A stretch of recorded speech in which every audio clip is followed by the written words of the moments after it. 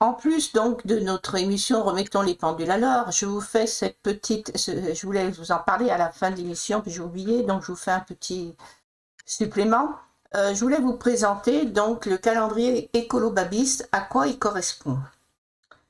Parce qu'il est assez révélateur donc d'une philosophie que j'essaye de développer.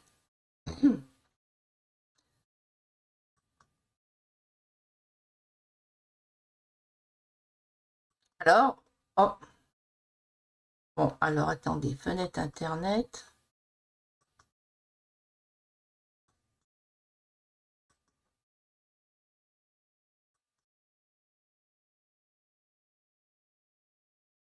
Voilà. Donc vous voyez, bon, pour chaque prénom, par exemple Jonathan, là vous avez l'exemple de Jonathan Swift, l'auteur donc de Gulliver Travers, mais vous retrouvez aussi de nombreux noms de scientifiques, hein, d'hommes de science, à l'origine d'une science nouvelle ou d'une découverte capitale, dans différents domaines, hein, que ce soit mathématiques, biologie, tout ce que vous voulez. Vous trouvez également donc sous forme d'une croix de Lorraine, donc je vais vous montrer.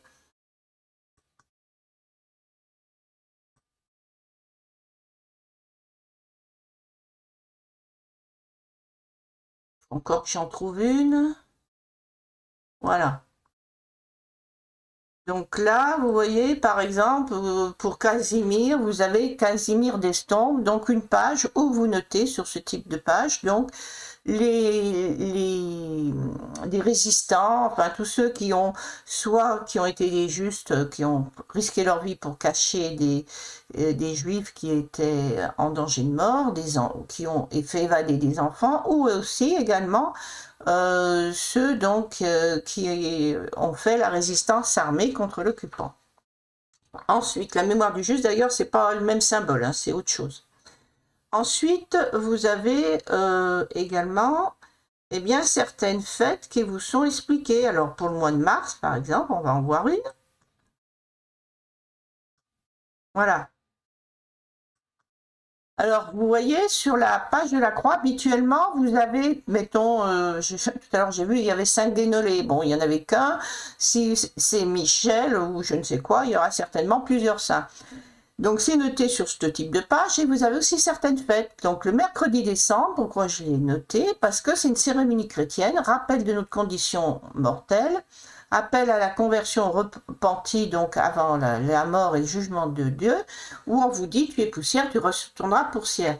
Alors, dans l'esprit évolutif écolo-babiste, ce que nous disons, c'est qu'au niveau génétique, nous savons qu'il y a la transition des gènes et une forme d'éternité, on va dire, génétique, d'une possibilité de rémanence d'un autre nous-mêmes, que nous retrouvons dispersé entre plusieurs personnes, soit un jour, tout à fait possible.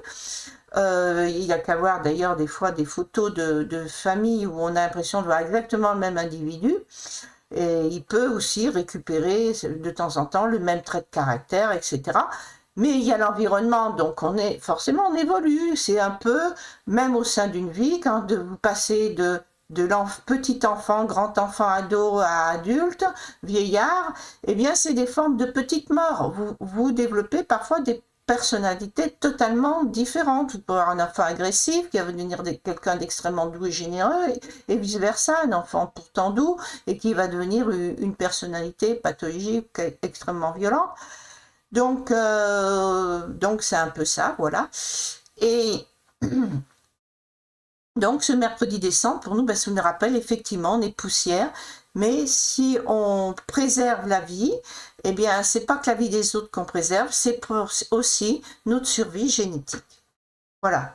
Donc avec tout ce qui se passe dans la bande de Gaza et tout, entre des peuples frères, je pense que c'est une chose importante à rappeler. Ou avec les Ukrainiens et les Russes, hein, c'est pareil.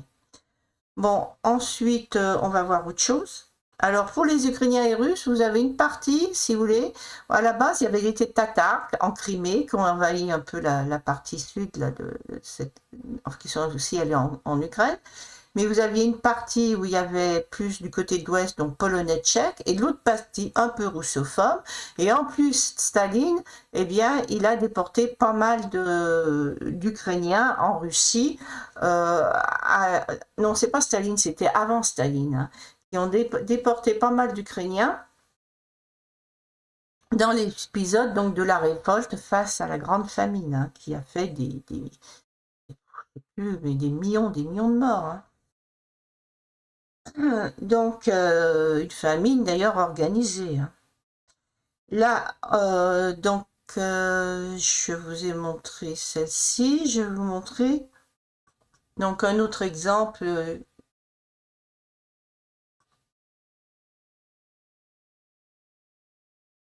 Autre exemple.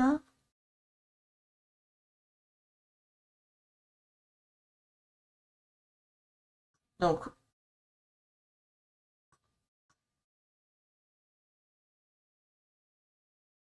voilà, donc là vous avez Elgenman, donc c'est un prêtre catholique qui est allemand, donc qui est mort à Dachau pour avoir pris la défense des Juifs.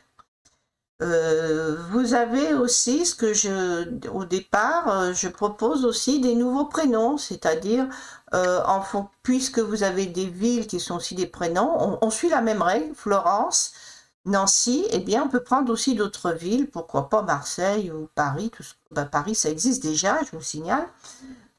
Donc des prénoms qui sont liés à des villes, ou à des fleuves, des grands fleuves, ou à des pays, etc. Donc ça, j'ai même fait un livret, nouveaux prénoms, si pour ceux que ça intéresse, vous le mettez en commentaire. Et je vous mettrai dans le commentaire de la vidéo, tiens, ultérieurement. Ensuite, nouveaux prénoms, oui, les prénoms des scientifiques. Donc, par exemple, vous pouvez avoir Ampère. Ampère, donc vous avez la loi Ampère, c'est passé dans le droit public. Donc, Ampère pourrait devenir un prénom, etc. Qu'est-ce qu'on a d'autre? Voilà, donc c'est là l'idée que l'enfant ait un référent positif de son prénom. Et pour les parents, les aider à choisir un prénom qui ait une valeur identitaire qui aide l'enfant à se construire. Voilà, bonne journée.